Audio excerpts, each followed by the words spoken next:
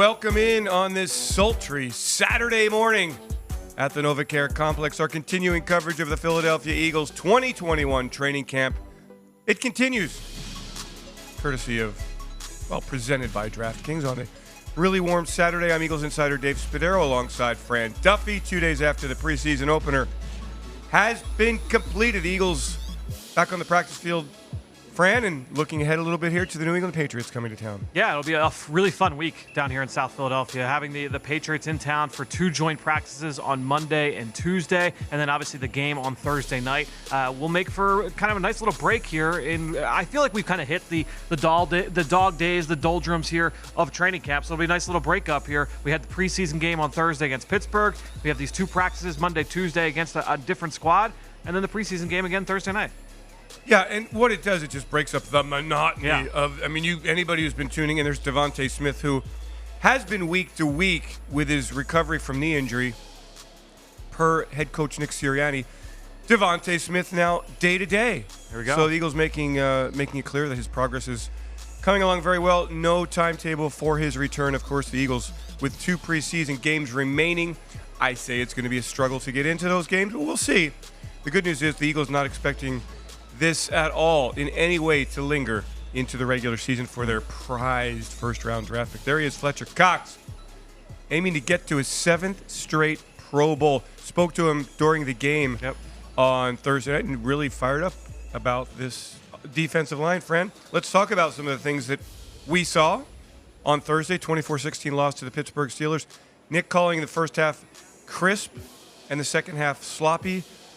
Pretty apt description of a tale of 2 halves. Yeah, no question. And obviously, look, what we saw in the first half, most of the players were expecting to make the 53-man roster, and the second half are the guys that are fighting for jobs, right? And so the guys that are fighting for jobs, you're looking for more consistency, not just this week on Thursday night, but those joint practices, because those reps against the Patriots on Monday and Tuesday are going to be just as important for those players. So it's going to be a big week here for those players as they try and rebound off of this past Thursday night. And Fran, the good news, the best news of all, of course, is that no apparent injuries coming from the game. So 1 down, 2 to go for the Philadelphia Eagles. Brandon Brooks on the field. That was good to see. Yep. Offensive line, Fran, looked really solid in that first half. And I think people have to remember just how good this offensive line is when healthy. And right now, other than Andre Dillard, this offensive line is healthy. And I think the other big thing as far as the offensive line is concerned, I think you could circle in the running backs and quarterback Jalen Hurts into this equation as well. Pittsburgh, they usually are very vanilla in the preseason. You know, they were blitzing. They had all kinds of stunts on every single pass play. You've got guys slanting in, slanting out. And since this was you're not game planning for the preseason, the Eagles had to kind of block this up on the fly. And I thought they did an outstanding job for the most part of making sure that the quarterbacks were able to stay upright, deliver the football from relatively clean pockets. I thought, considering the fact that you saw all of those different schemes up front from Pittsburgh, I thought the offensive line, you see Brandon Brooks there, we got to see how they handled some of those different games and twists up front. And Isaac Seumalo also on the practice field. So the Eagles, conceivably, I would guess, could have their entire offensive line intact for the game against the New England Patriots. But that's neither here nor there. We've got a fun week ahead of us. Continuing coverage of the Philadelphia Eagles training camp presented by DraftKings. Ryan Kerrigan with that right thumb surgically repaired, back on the practice field, at least going through some drills. You are not going to keep Ryan Kerrigan. A little thumb injury ain't going to keep him off the practice field, and it will not keep him out of a game situation. There's a guy who loves football, and I think his edge, Fran, a welcomed addition, not only for what he brings off the edge, but just that tenacity, that nastiness with which he plays. Yeah, I mean, we'll see how much we see from him in the preseason, but week 1, that thumb injury, like you said, not going to keep him off the field. And I will be interested, too. I mean, look, with the second group since Kerrigan has been out, Milton Williams has been that left defensive end on that side. So once Kerrigan gets back in the lineup on a full-time basis, will we still see Milton at defensive end, or will we still see him kind of slide in there to defensive tackle? I think that's something interesting to follow as well.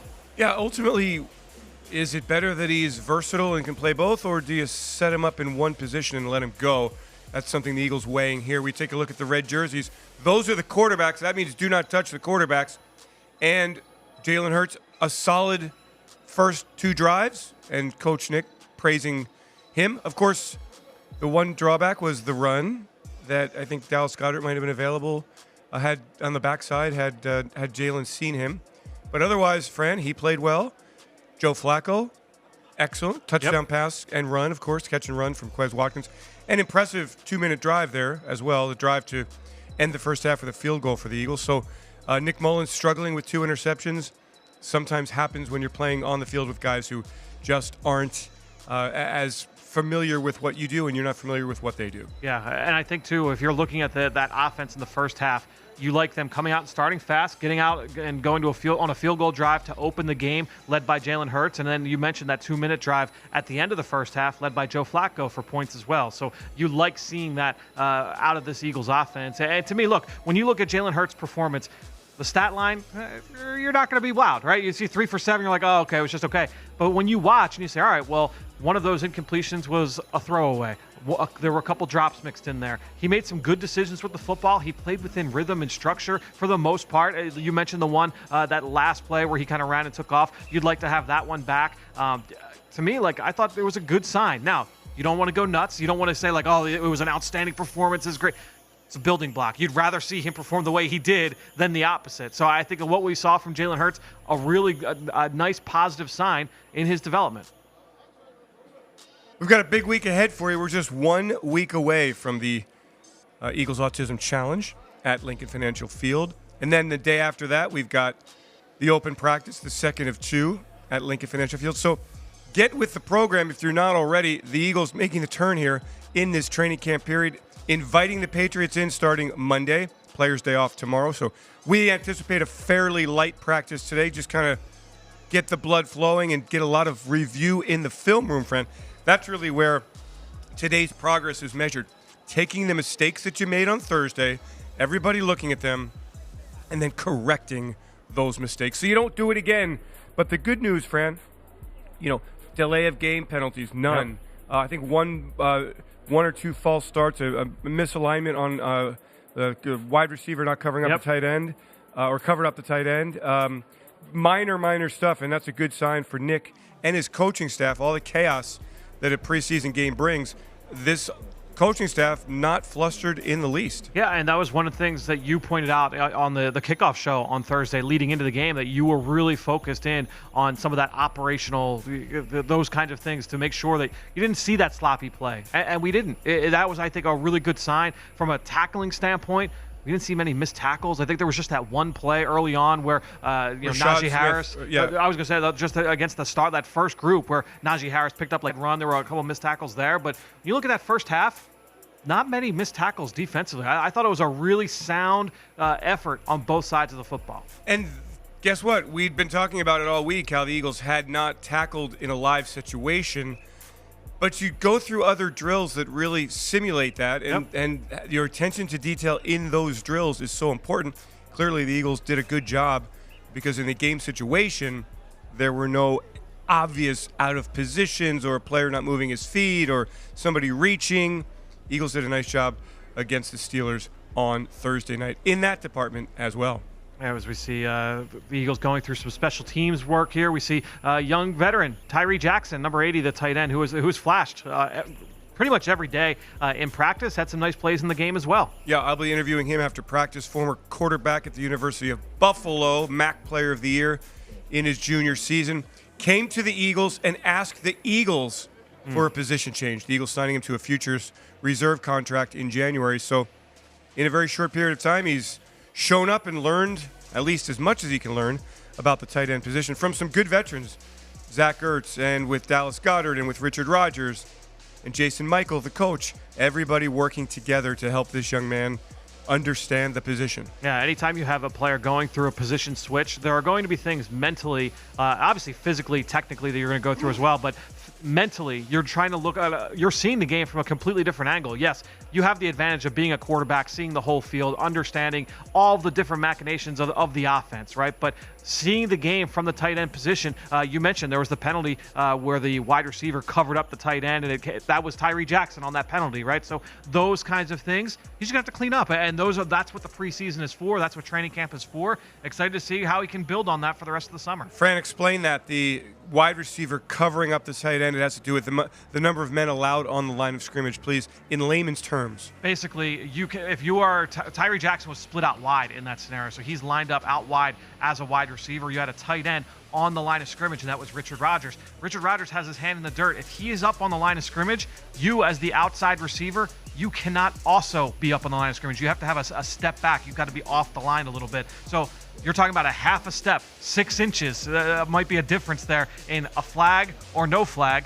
And unfortunately, Tyree Jackson on that play, the wrong side of the ledger. So that's just one of those alignment errors they just have to go through. Again, a guy making that position switch to be expected at this point in his development. And when you line up on the outside, the rule of thumb is that you turn and you look at the referee and you make sure that that you are lined up properly. And he'll give you a thumbs up if you're okay. He'll tell you to move back if you're not. So clearly there was not a check with the official there on the side, and that's something that Tyree will learn. And it's a shame too, because he actually got the ball on that play, Tyree, and it was like a really nice route. He was able to create some separation and came up with the catch in the quick game. We are giving you a peek behind the curtain on this sultry Saturday in South Philadelphia. We're at the NovaCare Complex, our continuing coverage of the Philadelphia Eagles 2021 training camp presented by DraftKings. Dave Spadaro along with Fran Duffy. We'll be back, I believe. Are we doing this Monday as well? Are we doing the joint practices? No, we're not doing joint I think our next one will be next Sunday for the open practice, so Sunday the 22nd. Okay, so the Eagles will practice with the Patriots. I don't anticipate taking anybody to the ground in those practices. I just can't imagine, but you never know. But the urgency will be up. You know, those will be competitive reps. That's going to be a lot of fun. I think, and Nick was talking about it this morning, how he's looking forward to watching and observing and learning from what he called the greatest coach of all time, Bill Belichick. Yeah, it's those kinds of experiences. I mean, we've been here now for a handful of these joint practices. They're so fun on so many different levels. It's great to be able to see the spirited reps and one-on-ones. Typically, the teams try and do a lot of one-on-one reps, and there's a lot going on at once because, you know, you've got so many players on the field. There's 200 players on the field. You want to keep all these guys rolling. You don't want so many players standing to the side. So there's always so much action, and obviously it gives a good opportunity for all the coaches to kind of work hand in hand, kind of learn from each other. It's a lot of fun, and the Eagles have it for each of the next 2 weeks. And the thing is, you see the Eagles just having the familiarity that they've got here. You're watching the same guys over and over, and it's great, but you learn their tendencies. So, look, wide receivers know Darius Slay's great, but Darius Slay has tendencies.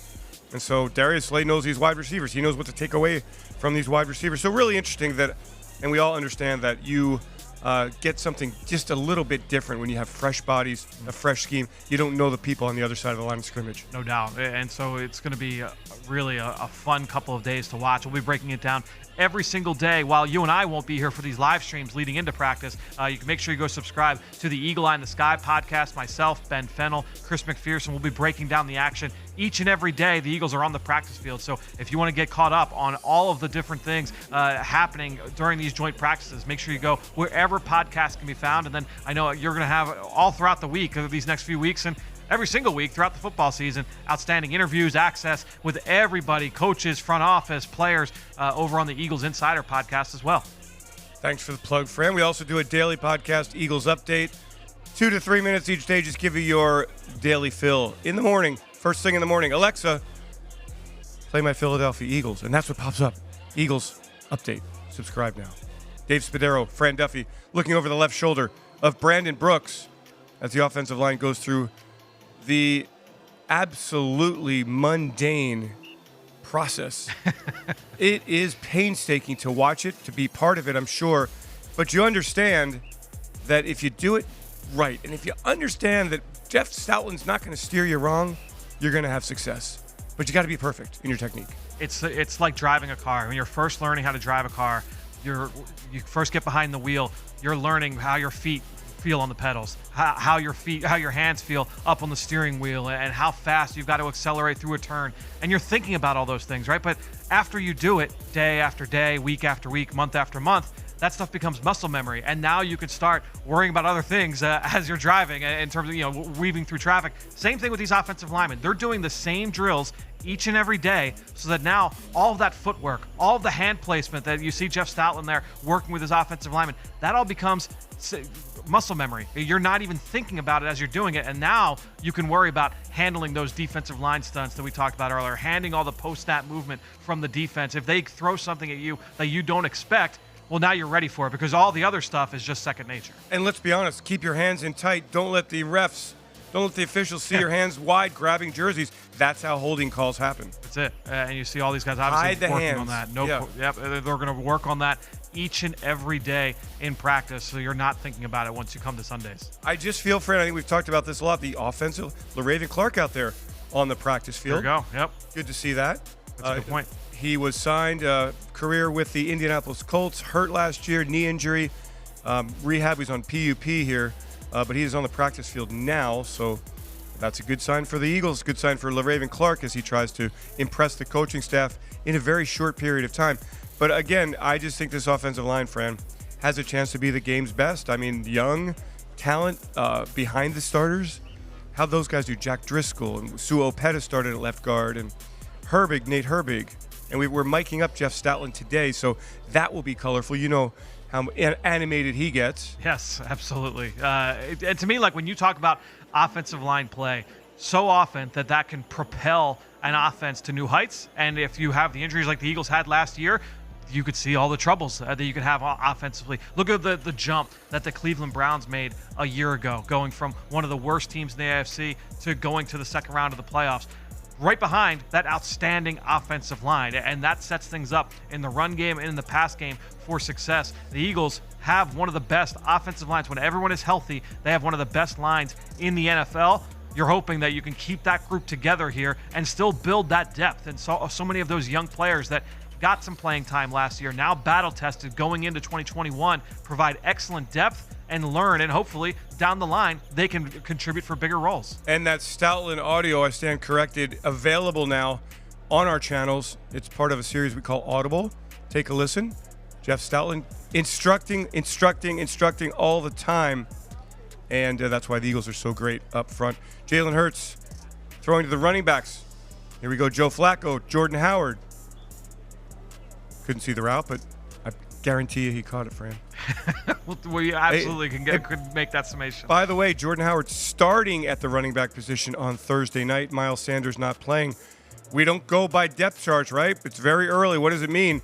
But, Fran, what does it mean that Jordan Howard got the start and impressed with that devastating block in pass pro? I think he looks really in shape out here. I think he is very aware that he's got to impress to win a job and frankly to stay in the NFL. It's one of those things, and when you look at like the preseason depth charts, like it could mean something, could mean nothing, and we'll see what it looks like here in preseason game 2 and then in preseason game 3 if those reps change or if the pecking order stays the same. I think that's important to watch. But obviously, we're watching the running backs here go through pass routes and catch passes from the quarterbacks. Nick Sirianni in his press conference just a few minutes ago, right here on PhiladelphiaEagles.com, said how involved the running backs will be. He's like, it's no secret. These guys are great mismatches. You have the ability to move the chains with these guys. We're going to use them in the pass game. I think seeing Kenny Gainwell move around the formation, Fran. Let's talk about him and potentially what kind of weapon, what kind of use he would get in this offense. Look, it was big for him on Thursday because he didn't play that was the first time he'd played in a year and a half. So, obviously he opted out of the 2020 season. And so getting a chance to see him as we see him go through a pass route here, running a little jerk route over the middle of the field, just an easy catcher of the football. He showed off some of that contact balance and that play strength, fighting through contact the other day, threw some chip blocks on some pass rushers coming off the edge. So you like to see some of those things. Look, it was a small sample size. There weren't a ton of runs the other day because there weren't a lot of plays in the game. But I think when you look at Kenny Gainwell, his performance, it's kind of like Jalen Hurts. Small sample size, good sign, though, of what we saw in terms of his development. And in terms of his role in the offense, potentially, what do you see? Is he a third down back? Is he moving around the formation? You taking Miles Sanders off the field for Kenny Gainwell? Questions that certainly we like to talk about. We don't have the answers. Nick and Shane do. but he does give you options. Yeah, he absolutely does. And if you want to try and get creative with usage and lining up around the formation and having multiple backs on the field, that was what he did at Memphis. You know, he lined up very often in 2-back sets. He ran routes like a wide receiver and was used in lots of different ways. So certainly that position flexibility, that versatility, that's something that will excite any coaching staff in the NFL. And the big boys up front, Jason Kelsey working with Luke Juriga there and Stout. On this Saturday morning, Eagles training camp continues in our coverage of the 2021 Philadelphia Eagles, presented by DraftKings. We're live from the NovaCare Complex. Dave Spadaro, Fran Duffy, Jalen Hurts. Eagles turning the page here after today, a player's day off, and then they will get ready for the New England Patriots coming to town. Make sure you're with us all the way through the week and through the first preseason game. We got you covered right here. PhiladelphiaEagles.com, our official app, and our Eagles social channels. Dave Spadaro, Fran Duffy. Fran, have a great day out there. Going to join you in just a moment. Everyone, thanks so much for joining us on this Saturday morning. Have yourselves a great Eagles day, and as always, fly, Eagles, fly.